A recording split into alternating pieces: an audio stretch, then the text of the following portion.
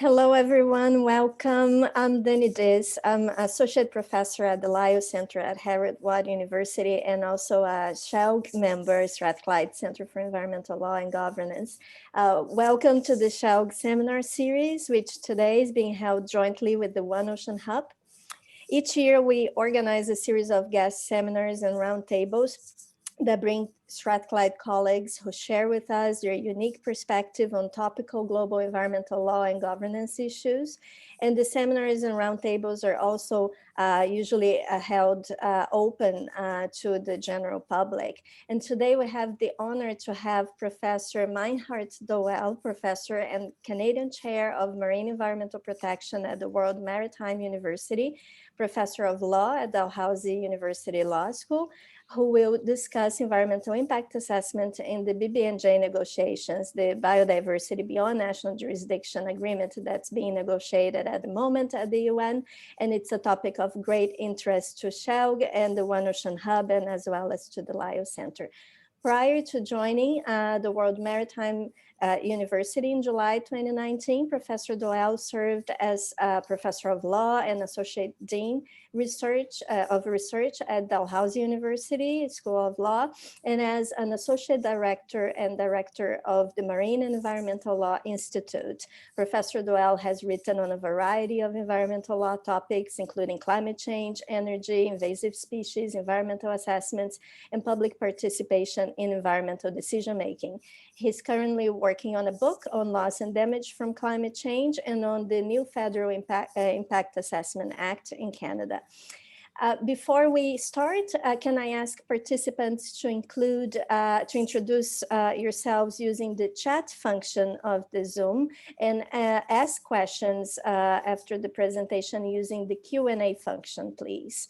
I'll now pass the floor to Professor Doelle for his presentation that we're looking very much forward to listening to, and we'll open for questions through the Q&A function after his talk.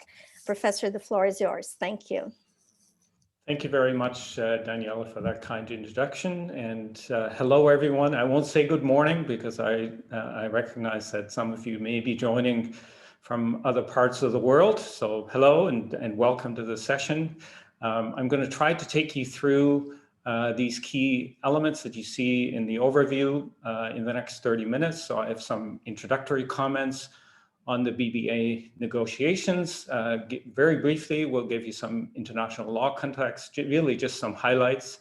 Then again, briefly give you a sense of the state of the negotiations or the negotiating text in particular on the EEA element.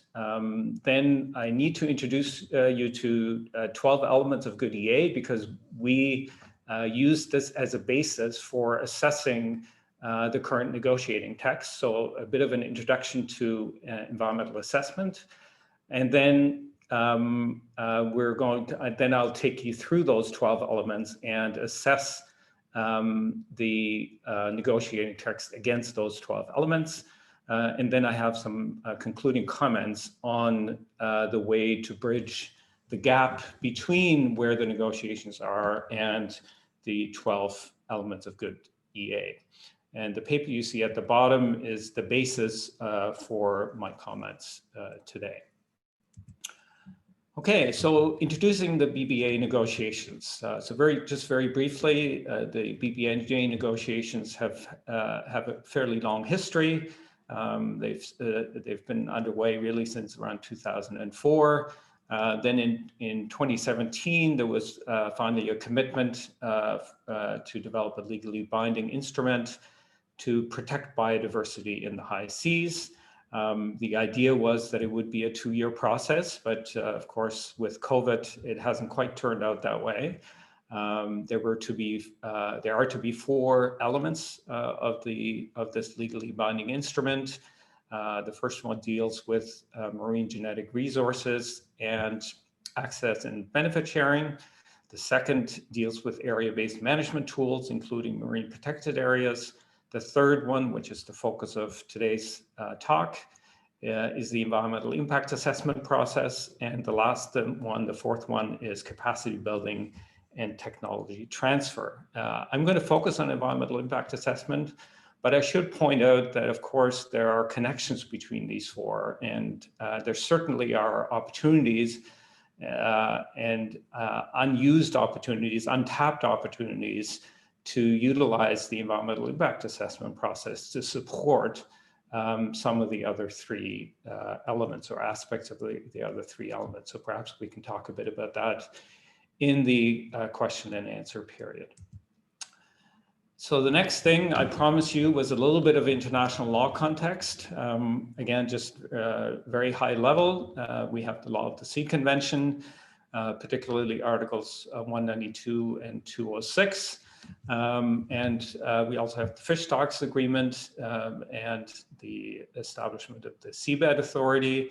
We have the Convention on Biological Diversity, which has made a specific commitment to EA and has also developed some guidance on environmental impact assessment and on strategic environmental assessments. We have the 1987 Unep principles for environmental impact assessment, which have been quite influential in the design and implementation of environmental assessments around the world, both in an international context and in a domestic context. We also have the ESPO Convention on Transboundary Environmental Assessment. They're not directly applicable to areas beyond national jurisdiction. There is a protocol on strategic environmental assessment, which again is of particular interest because they're part of the negotiations are about whether and how to conduct strategic assessments in the high seas or on issues that affect the high seas. So in addition to these key global instruments, there are many regional instruments that deal with environmental impact assessment, but there's so much diversity there that we could spend hours just going through those. Some of these are highlights in the paper that I mentioned, but even there we can't really do justice to the regional diversity on environmental impact assessment. Just to highlight a couple of the key provisions of the Law of the Sea Convention, key are Article 192, states have an obligation to protect and preserve the marine environment. And then of course, Article 206, when states have reasonable grounds for believing that planned activities under their jurisdiction or control may cause substantial pollution of or significant harmful changes to the marine environment, they shall, as far as practical, assess the potential effects of such activities on the marine environment and shall communicate reports of the results of such assessment in a manner provided in Article 205. And if you look at that article and then look at the current negotiating text, you will see many elements of this reflected throughout the negotiating text. So this is a critical provision for obvious reasons. Next, briefly, the state of the negotiations. So the draft text was released in May 2019. So that meant that the August 2019 session was really the first one to negotiate the text or to negotiate on the text. Until then, most of the discussion, and this applies to the first two of the four planned sessions, most of the discussions was on principles, what should be in. So we've really, so far, have only had one negotiating session on the actual text that has been prepared. Issues so far have really only been addressed at a high level, both in terms of the discussions and in terms of the negotiating text itself. Many options are still on the table. Parties seem generally comfortable with the text. As I said, still many unresolved issues. And as I'll talk about at the end, not all solutions are in the text. Certainly from our assessment, there are issues related to the 12 elements that I'll talk about that would require additional text to be added or the current text to be amended to address those issues effectively. And as is often the case in these kinds of negotiations, it's early to judge the outcome because the text is heavily bracketed. There are many alternatives still on the table, but at the same time, it seems late to influence some of the key outcomes. So on the one hand, Many options still on the table, which makes it hard to be firm in saying, well, this is missing or this is inadequate. But at the same time, there are certain elements of what we consider to be good EA that is not reflected in any of the options that are before parties at the moment. And this happened very quickly, right? We went from discussion of principles in the first 2 negotiating sessions to then having a text introduced and 1 session on the text. And now we're at a point where it becomes increasingly difficult to introduce new text, not impossible, but increasingly difficult. So in some ways, the delay from COVID may have been a blessing for these negotiations, I would say. So the last session was supposed to happen just as COVID hit, and there have been some intersessional discussions on some of the key issues. And so there's some hope that those discussions will lead to some reflection on whether the current text is adequate. So let's then move to the heart of the assessment, these 12 elements. So in our paper, we call them elements of next generation environmental assessment, but for our purposes here, I call them elements of good EA because they really do reflect what the literature and best practice suggests should be part of a good EA process. So let me just quickly take you through these before I give you my sense of how the current negotiating text stacks up against these elements. So the first element is integrated tiered assessments. And what we mean by that is that it has been recognized for some time in the literature and gradually is being recognized in practice that the past and in many cases current focus just on project environmental assessments is not working. So just the idea of just waiting for proponents to propose projects and then carry out an assessment of those proposed projects has not been effective. It's created problems around cumulative effects. It's created problems around alternatives. It has created problems around how you deal with societal needs, purpose, and rationale for projects. There are many challenges associated with an assessment process that just focuses on project assessments. And there's a growing recognition that we need 3 tiers of assessment. So the highest tier would be a regional assessment that looks at all human activities and their collective impact on a particular region. And so that would include past, current, but also future impacts. And I think the emerging consensus is that the most effective way of dealing with future impacts is through the development of future development scenarios. So rather than making predictions about individual future projects, we look at what the future looks like for the region that is being studied. So that is the highest tier.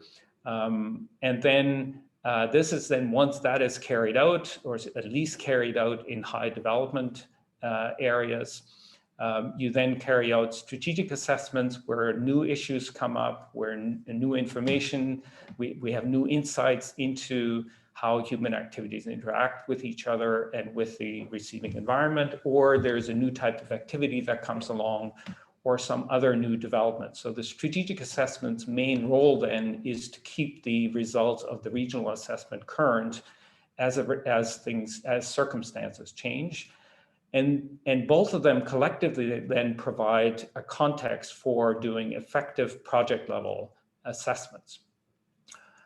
So that's the first of 12. So the second one is that assessments should be done cooperatively, and they should involve all jurisdictions and all institutions that have potential decision-making responsibilities with respect to what is proposed.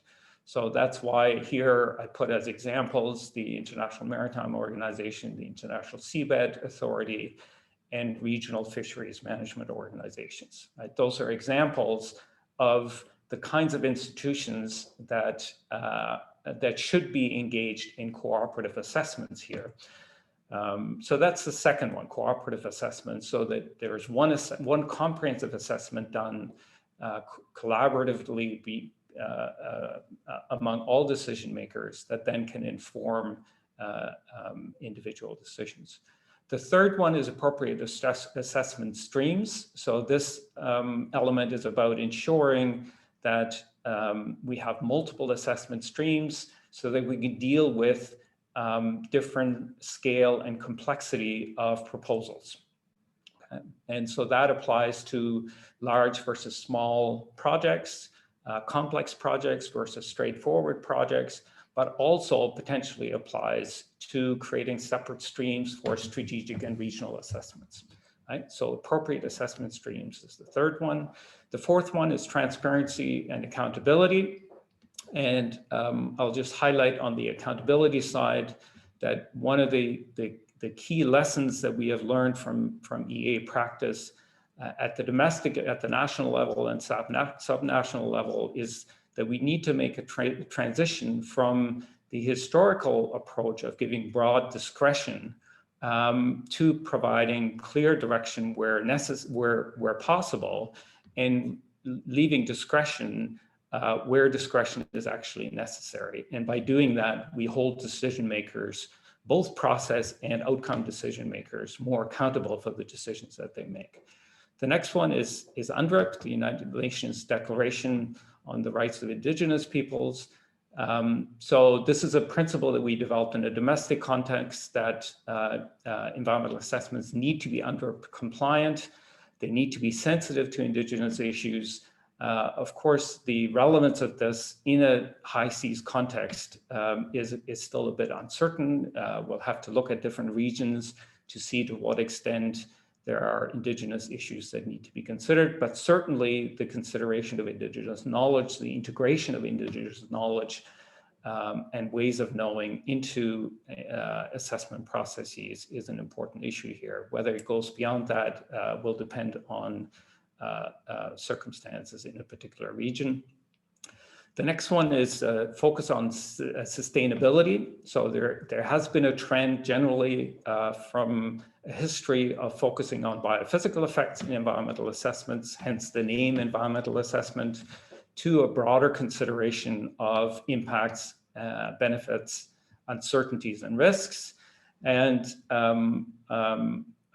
so the suggestion is that good EA today means looking beyond the biophysical impacts to look at social, economic, cultural, health impacts, and so on.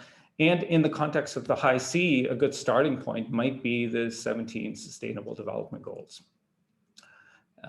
So the next one, comparative consideration of alternatives. So this is a critical aspect of environmental assessment in order to assess whether a proposed project is a good project, is the best way of meeting societal needs and purposes. We need to consider alternative ways of meeting those needs and purposes. And only through that can we determine whether the proposed proposal is the best way forward. Cumulative effects mindset. So this is just a couple of very brief comments about this, but in a domestic context, there has been a kind of gradual recognition that the assumption, the underlying assumption of EA when it first started, which is that we can consider the environmental effects of a project in isolation without considering whether the ecosystem or a particular valued component is also affected by other past, present, or future human activities. If it was ever acceptable, is no longer acceptable. And I think even in a high seas context where there is less human activity, you only have to think about climate change to recognize that any ecosystem or any ecosystem component that we consider in an environmental assessment process in the high seas will interact with other human impacts, meaning the impact of climate change on those same ecosystems. Whether there are other human activities, past, present, or future, will of course depend on the particular region, but As much as we think of the high seas as not being subject to a lot of human activities, once you actually start thinking about and making a list, the list actually gets pretty long pretty quickly. Next one, meaningful public participation. So of course, public participation has been an important element of EA for a long time. The critical question here is how to make it meaningful. And I won't go into the details of that, but that's a complex and disputed issue. Learning oriented, it should be learning oriented. And so in many jurisdictions, this is a completely new concept, because many environmental assessments at the domestic level have been adversarial, which are actually not, makes them not learning oriented. So the idea behind learning oriented assessments, it's multidimensional, but one of the key dimensions is that we should be designing environmental assessment processes that encourage proponents and those that are affected by the proposed activity to learn from each other, and develop common solutions, or develop solutions together. There's also a dimension of learning that relates to the next element that I've listed here, which is appropriate follow-up. So one of the missing elements of EA practice in many jurisdictions is that either we don't do follow-up at all, or we don't learn from follow-up. And follow-up, the learning dimension of follow-up applies both to the approved project, so that we take the lessons that we learned from monitoring and follow-up of an approved project to adjust adjust the terms and conditions, adjust how we regulate it, adjust how we operate the approved activity, but also, and perhaps in the long term, more importantly, that we learn about what predictions made during an environmental assessment turn out to be accurate and which are not, so that we learn to make better predictions for future assessments. And so then the last one is independent and impartial administration. So this is about ensuring that those in charge of the process and those making process decisions are impartial and are seen to be impartial. So they make good decisions about process, and they make decisions that are supported. Okay, so those are the 12 elements. Let's quickly go through the status, or how the BBNJ negotiations, the negotiating text, measures up. In terms of tiered assessments, there's some support for the inclusion of strategic assessment, although it's bracketed. But there's no reference to regional assessments, and limited recognition of the value of the tiering that I've talked about. Right? So while there is some reference to strategic assessments, for example, there's no discussion of the relationship between strategic assessment and project level assessment. In terms of assessment streams, very little recognition of the importance in designing multiple processes.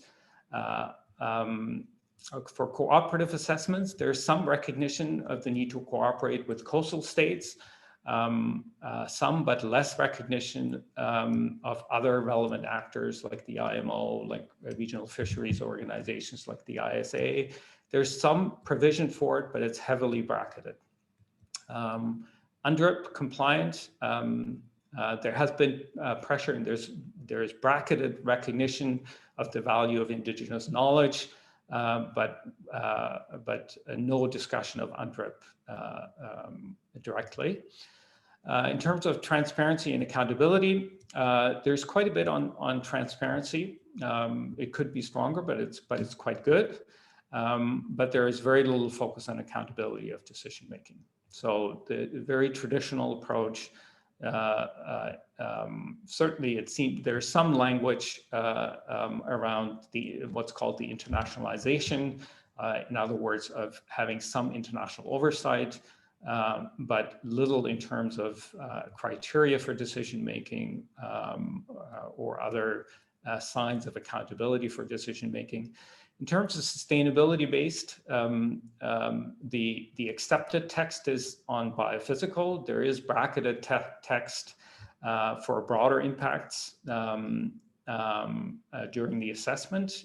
So it remains to be seen whether that text survives in the final text. But then more importantly, there is no recognition of the broader sustainability focus at the decision-making stage. As I said, just very broad discretion for decision makers, whoever it may be, without any clear direction.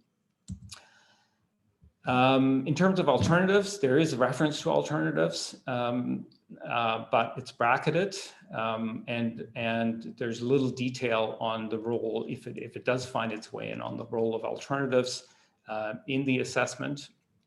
In terms of cumulative effects, there's strong support, but limited detail on cumulative effects. So it looks like the principle will come in. There's some bracketed text that's quite decent. If that remains, it'll provide a little bit stronger direction. But the most promising provision in the text is a provision for guidance. That provision is bracketed, but if it remains, then there is some hope that the guidance will address some of the critical issues around cumulative effects, including, for example, the need to connect the issue of cumulative effects to the issue of tiering, that we need to, there are certain things that need to be addressed at a regional assessment level and potentially at a strategic level in order for the consideration of cumulative effects at a project level to be effective. Public participation, strong recognition of the importance, but no real engagement in the issue of making it meaningful in essence. The other thing that I point out here on the slide is that there doesn't seem to be any recognition, and I certainly have seen no indication of a discussion around the extra challenge of engaging the public in projects that are so far removed from where people live, right? So we find in domestic EA practice, it's already more difficult to engage the public in a strategic or a regional assessment than a project assessment. And that is because for a project assessment, people in the local area feel that they are impacted by what is being proposed, so they're motivated to engage. When the project is proposed some 200 plus miles away, it will be harder to engage the public. And that doesn't seem to be recognized. I saw no discussion of mutual learning or learning orientation. This is not a surprise because while this has been discussed in the literature, it is really in the early stages of being recognized anywhere at the implementation stage, even at a domestic level. In terms of monitoring and follow-up, there is some recognition of the importance of monitoring and follow-up, but I'm not sure that I would say, based on the current text, that it's recognized as a priority, and that the importance of, in particular, the importance of implementing the results or making changes either to the project or to future assessments as a result of monitoring and follow-up, the importance of that is recognized.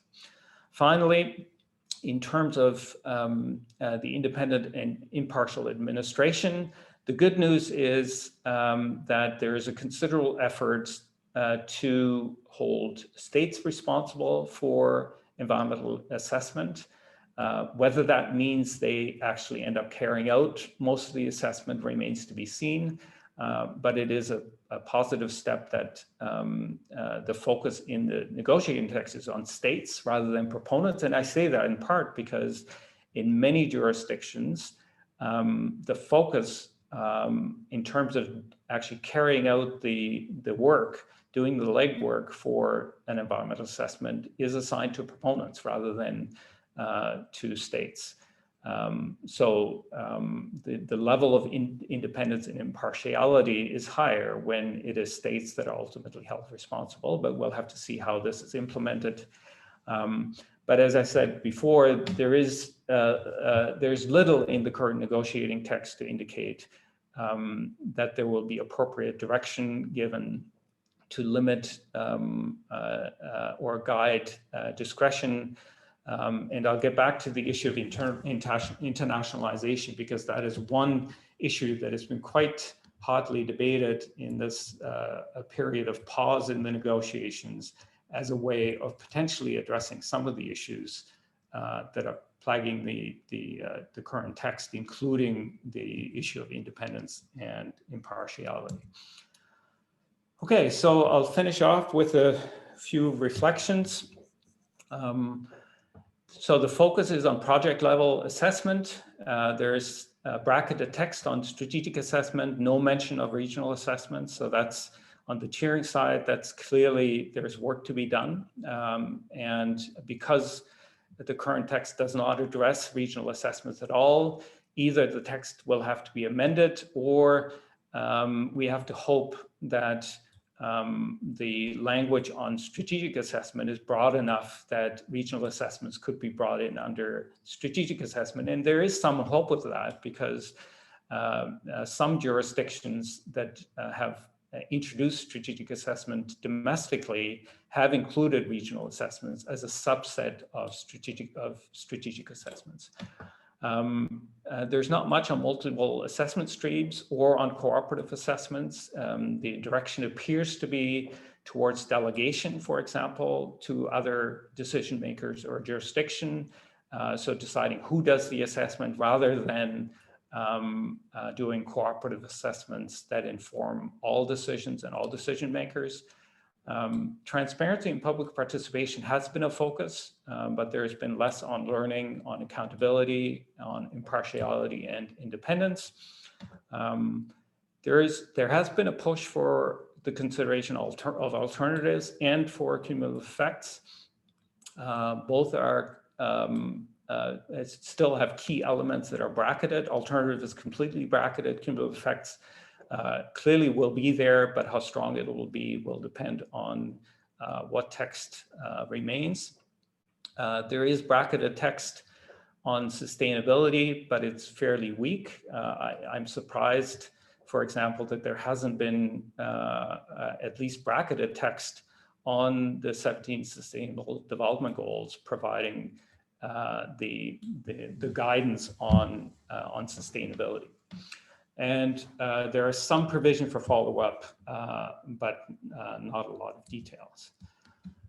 So where do we go from here?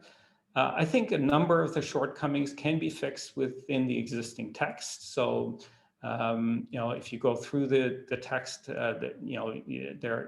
there on a number of the issues that I've raised here, you will find bracketed text that, if it is retained, will go a long way towards addressing the concerns that I've raised.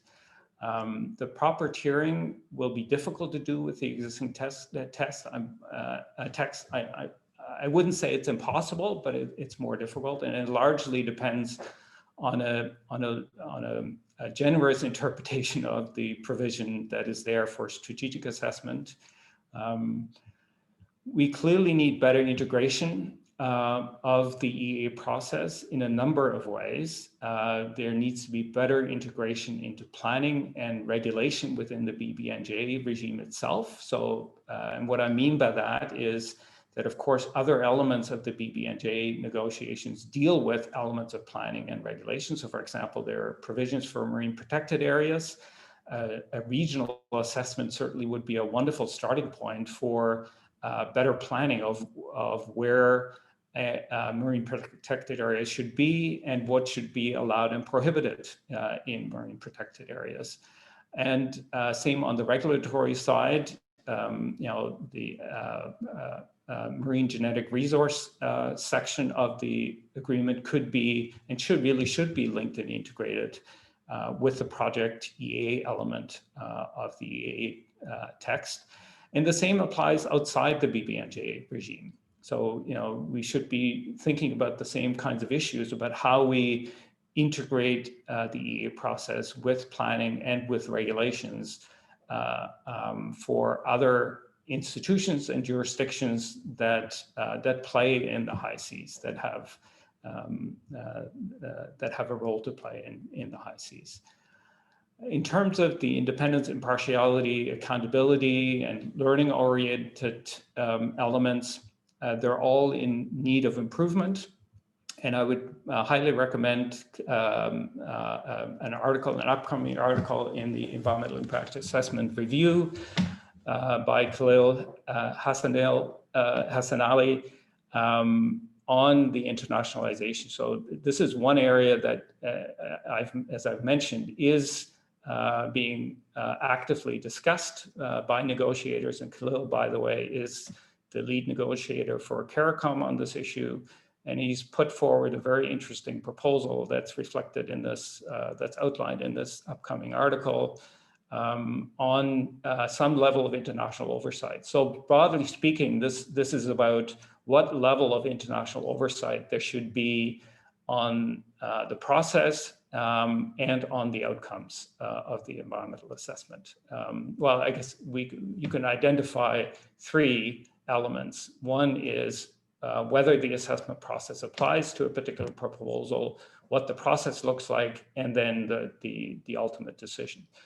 And there seems to be some hope that at least in terms of the process and perhaps in terms of what project or what proposals require an assessment, that there may be some international oversight, so some internationalization. And I guess my final point, and then I'll open it up for discussion, is that it's important when we look at the text, we have to recognize that not all these issues need to be solved now, but the final text needs to send the right signal. So what I mean by that is that it needs to keep the door open at a minimum to an approach that works.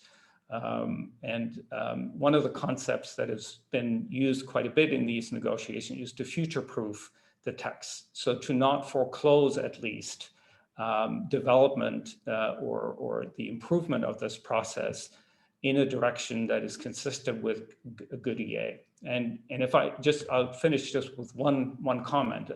My overall sense of the negotiations is that unfortunately, these negotiations were based on people's own experience and or countries' own experience in terms of domestic EA practice, rather than an understanding of how far current practice is from true effective EA. So as a result, much of what we see in the current negotiating text is repeating the problems that we've been trying to fix at a domestic level for a long time. So I'll leave it at that and look forward to the discussion.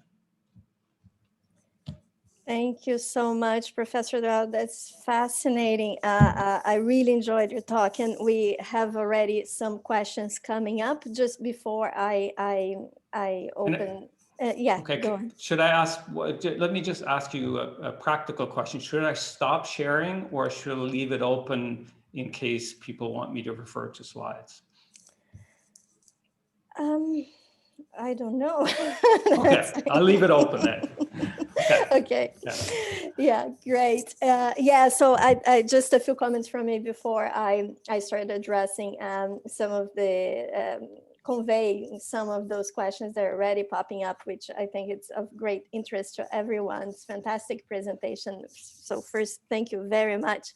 And I totally agree with your points. I think that, and especially on the regional assessment, I think it would be really important to have that provision in the BBNJ agreement. I was encouraged by your words saying that, of course, that could be even interpreted as being part of the strategic environmental assessment. So hopefully the door is still open for that to happen, because I think that could be a way to integrate that cooperative efforts that you also highlighted across different competent organizations, because it's going to be a mess if everybody has their own processes for EIA, and then BBNJ is trying to do something different that doesn't connect the dots.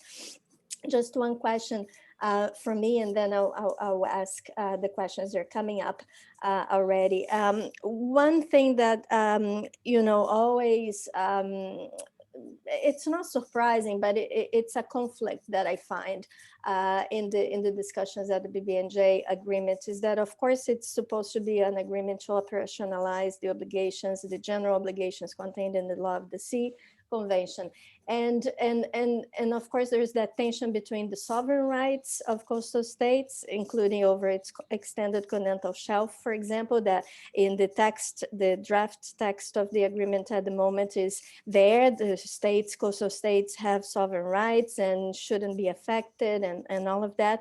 And it's at the core, I think, of that issue of that's still open for debate in terms of, is the impact assessments under the BBNJ agreement going to address activities that are taking place in areas within national jurisdiction, but that could have a potential impact in areas beyond national jurisdiction on the biodiversity? And I think that tension there between the sovereign rights and that obligation that actually states have to prevent harm or prevent transboundary pollution to areas beyond national jurisdiction, it won't, if it's not tackled through the agreement, it won't be solved. So I just wanted to seek your views, and I'll start conveying lots of questions coming up already.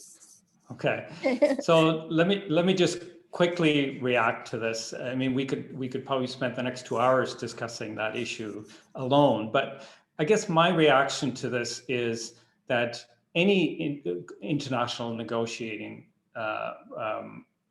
process gives countries a choice. They can retrench to their sovereignty and refuse to give up their own sovereignty in return for essentially gaining access to other countries' sovereignty, if you will. In other words, it's a give and take, right? So so that's one element, right? So ultimately, this, how far we go with this in the BBNJ negotiations depends on whether countries see more the benefits of protecting both the high seas and preventing the high seas projects in the high seas from impacting them and their interests in their coastal waters and elsewhere, or whether they don't see that opportunity. And so related to that, of course, you can focus on what is absolutely legally required, either in UNCLOS or under customary international law, both, and say we will only agree to things that are required in order to meet our obligations under UNCLOS and in order to meet our common law, customary international law obligations. Or you can say we are interested in developing an effective global regime to protect biodiversity in the high seas. And that fundamental choice is what will determine the outcome. And I have to say that from my limited exposure, and there may be many on the call here that have been following the overall negotiations more closely than I have, I've really just focused on the EA text. But from my limited exposure to negotiators, I am not optimistic. I've had some discussions, for example, with members of the European delegation who are surprisingly focused on protecting the rights of the EU and are surprisingly unwilling to see the benefits of going beyond that to try to develop a global a regime that effectively protects the high seas. Yeah, thank you. Thank you. Yeah, that's my perception as well. So yeah, here we go. Okay, so there is a question here on who do you envisage undertaking the regional environmental assessment, if it's included? And these are these done in an order based on whose interest in which areas? And are these done in an order based on whose interest in which areas? Yeah. Okay, so I think as with all assessments, the fundamental choice is um, between letting an individual jurisdiction carry it out, or an institution for that matter, right? You can delegate to the International Seabed Authority, to a regional fisheries management organization, et cetera, or a jurisdiction, or whether there is whether you do it collaboratively. And certainly the domestic experience would point towards collaborative assessments involving all potential decision makers in the design and implementation is the way to go.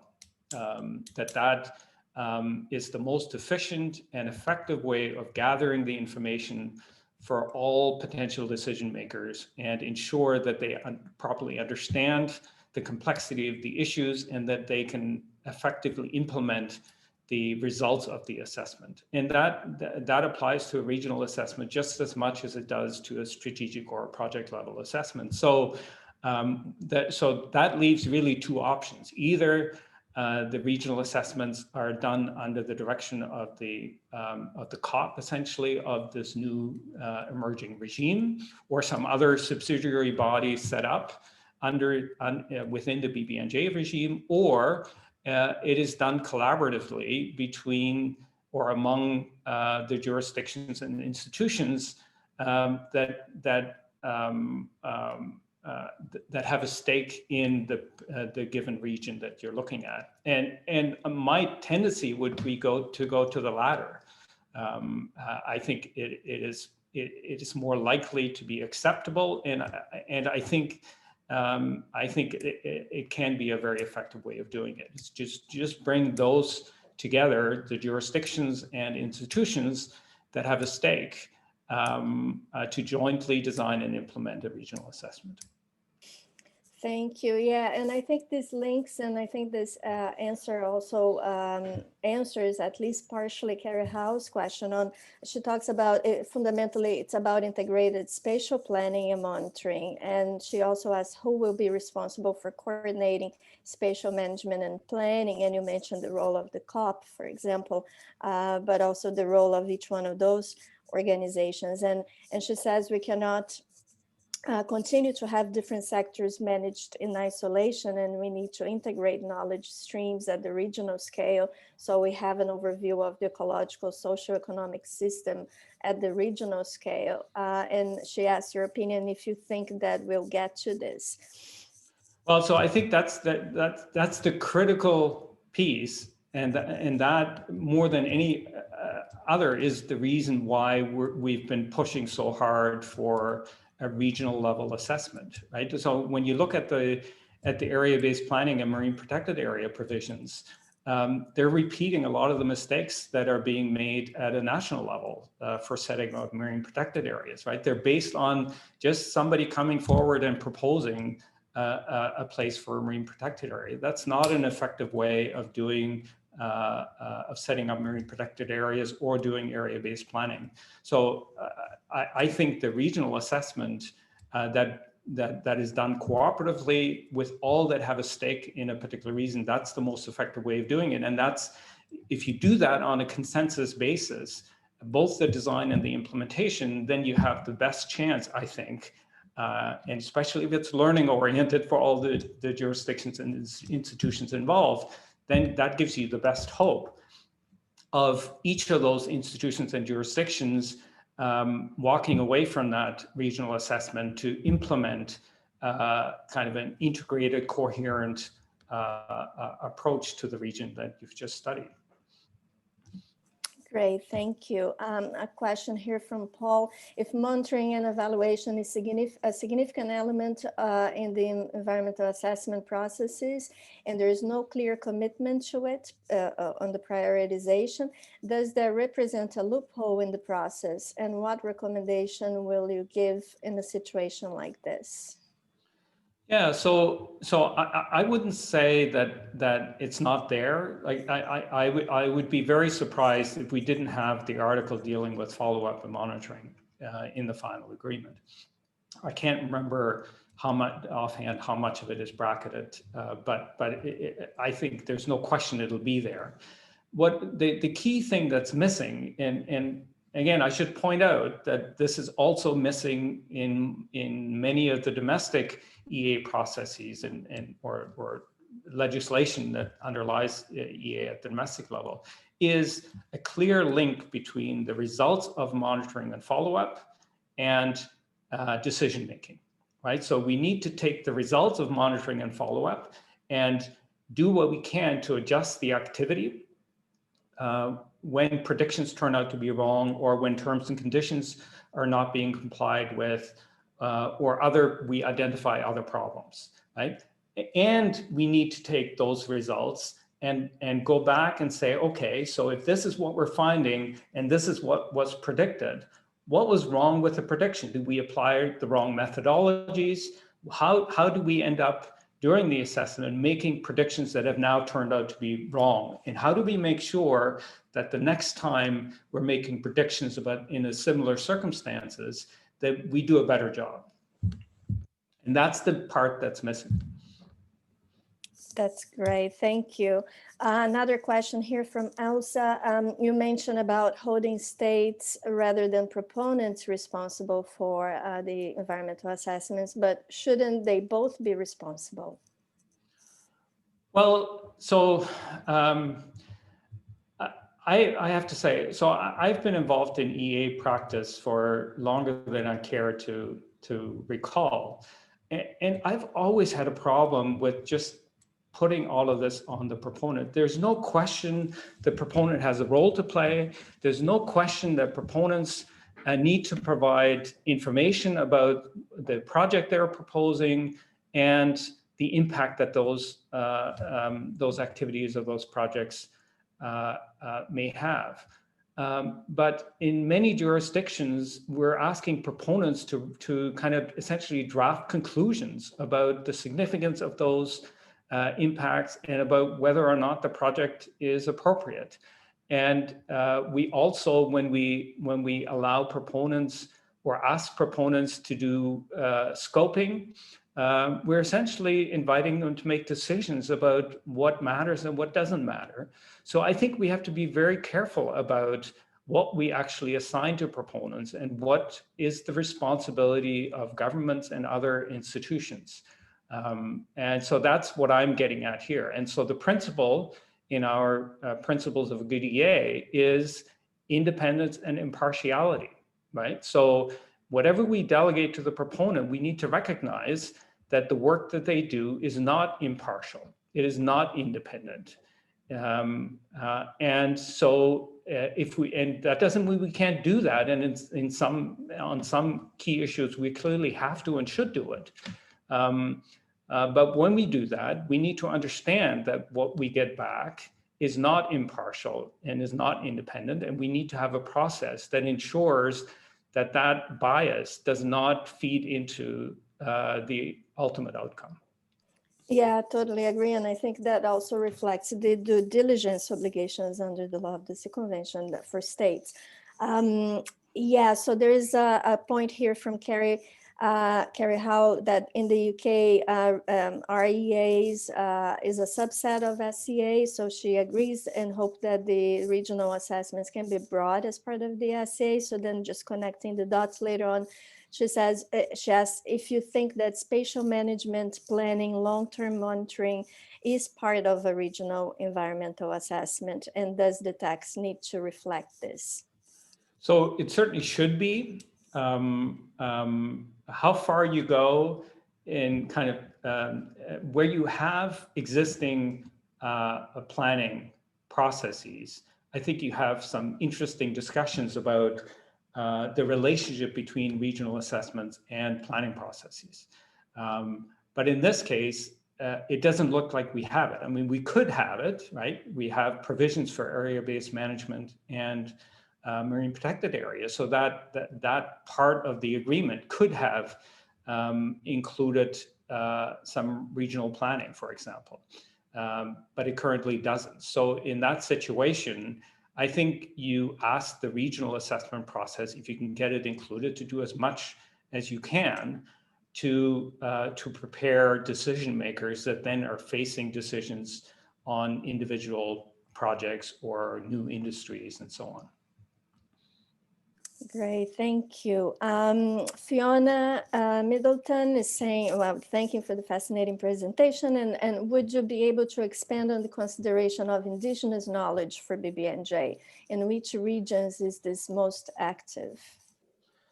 Yeah, so so I can talk about it conceptually. I have not looked at the regions of the globe through the lens of which Indigenous communities are most likely to have knowledge to share that is relevant. But of course, the obvious one that comes to mind, and again, I haven't done the research, but the obvious one that comes to mind is the Arctic. But essentially, the question when we talk about Indigenous knowledge, as opposed to prior informed consent or other elements of Unep, when it comes to Indigenous knowledge, really the question is there relevant Indigenous knowledge, and if there is, the real challenge is that our thinking around EA is all designed around Western science. And so far, in most jurisdictions where we've made efforts to bring Indigenous knowledge in, we haven't really recognized that the Indigenous knowledge comes from different ways of knowing, and that there is, even within the Indigenous world, there are different ways of knowing. And that in order to properly value and incorporate Indigenous knowledge, you have to understand the way of knowing. And so that cannot be a simple matter of saying, does the information I'm getting match up with Western science? And if it doesn't, then because Western science is based on peer review, I'm going to accept Western science and assume that the Indigenous knowledge I've been given is not accurate. So that's the challenge. Thank you. Yeah, no, I think I agree. Yeah, the Arctic also popped in my mind. In the negotiations, the Pacific SIDS are very active at the states, very active in talking about the integration of traditional knowledge, for example, into the BBNJ agreement. Another question here from Leon, thanking and everything, and perhaps a more general question. Do you have any personal views on how considerations associated with the common heritage of mankind, especially with regards to the protection, preservation of the marine environment, may influence the development of the BBNJ regime and in the direction of the EIA requirements that may take in the future?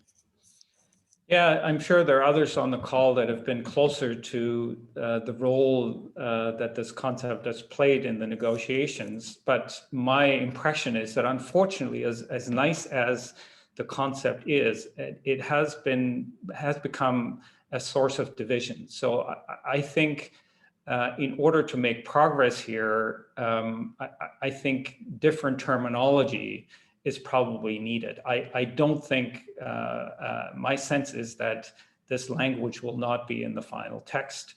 And I also think that there are perhaps other ways of moving in that direction. But that's, as I said, it really hasn't dominated the discussions of the EA elements of the negotiations. So I'm not sure how informed a view that is, but that's my impression. Yeah, no, thank you very much. I agree. I think that they will have to find pragmatic ways to deal with that. Then Zodumo asks, what are your thoughts with regards to the Sustainable Development Goals, relevance and comprehensiveness of the guidelines provided in relation to the environmental impact assessment as may be relevant in the BBNJ negotiations, as well as general application of the SDGs by different organizations and individuals, mentioning specifically SDG 12 on the production, sustainable consumption and production, and SDG 14 on the oceans. Yeah, so thanks for that question. So the reason for raising the Sustainable Development Goals in the context of moving towards sustainability, a sustainability focus, is that, of course, they were adopted in 2015, and here we are struggling to figure out how to operationalize the concept of sustainability in the high seas. And so, you know, I'm sure they won't be perfect, and I've been involved in a couple of projects to kind of start to critically assess how complete they are. And it's a complicated question. But the reason I advocate for this is that, number one, you know, we have some level of agreement to these, and probably better so. So therefore, it provides a better starting point than anything else you might propose. And what is being proposed is so relatively weak that making reference to the SDGs as guiding the sustainability analysis can only be an improvement over what's currently there. And I think, you know, whatever challenges are associated with that are going to be minor compared to leaving it just completely open, which is essentially what the current text would do. I'm conscious of the time. It's 11 and we're 1 minute past the time. There are only 2 more questions. So if we could continue for 5 more minutes, we might be able to finalize that. I'll try to be quick in answering. So maybe I'll just combine those 2 last questions. Elsa asked about, can environmental assessments be about enhancement and not just protection? And if yes, how can we legislate that? And then Neil Cochran asks, project environmental assessments is often criticized for creating alternatives which are too narrowly drawn and point towards the proponent's preferred design solution. Would REA's focus on future scenarios help to define options which PEA have to consider? So the short answer to the second question is yes. That's one of the key contributions a regional assessment would make. You would do future development scenarios, and ideally the outcome would be that all jurisdictions and institutions that participate in the regional assessment would agree on a preferred future development scenario for the region, which would then guide decision-making at the project level and would make alternative analysis a lot easier. And what was the first question? Was around enhancement. Yeah. So this is, and I should have emphasized this more. This is the whole point, or the most significant point behind the shift from a focus on biophysical impacts to a sustainability focus. The basic idea behind sustainability assessment is that you consider all impacts and all benefits. And the goal is to thereby ensure that there are net benefits and that you've not maximized the net benefits and you've maximized the fair contribution or the fair distribution of those benefits. And so if I just quickly talk about the SDGs in that regard, right? So a good starting point for this kind of analysis would be to say, we expect projects to contribute to all sustainable development goals, or at least not hinder the pursuit of any of the sustainable development goals. So at least they should be neutral on if once a project or a proposal is negative on one of the SDGs, that is what should raise concerns. And then you have to look very carefully at whether you and under what conditions you're willing to trade off regression on one SDG against progress on others. That's wonderful. Thank you so much. We need to close the session now, but I think it was very stimulating, very insightful. I want to thank everybody for their active participation. Lots of questions, wonderful questions, and special thanks to you, Professor Doelle, for sharing with us your knowledge and expertise on this theme. We're looking forward to reading the article and to continue discussions as we move along and continue this dialogue, because I think it's been very fruitful. So thank you very much, everyone, indeed. And thank you for organizing it. Very much enjoyed it. Thank you.